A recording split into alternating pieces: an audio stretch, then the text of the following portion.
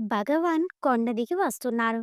ఆశ్రమానికి అవతల ఒక పనివాడు ఒకడుగు తను చేసే పని ప్రక్కన పెట్టి భగవాన్కు సాష్టాంగ నమస్కారం చేయబోయాడు.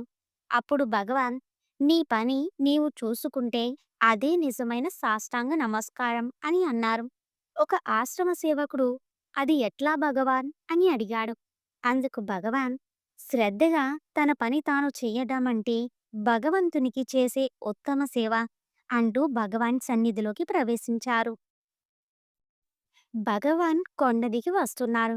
ఆశ్రమానికి అవతల ఒక పనివాడు ఒకడుగు తను చేసే పని ప్రక్కన పెట్టి భగవాన్కు సాష్టాంగ నమస్కారం చేయబోయాడు. అప్పుడు భగవాన్, నీ పని నీవు చూసుకుంటే అదే నిజమైన సాష్టాంగ నమస్కారం అని అన్నారు. ఒక ఆశ్రమ సేవకుడు, అది ఎట్లా భగవాన్ అని అడిగాడు.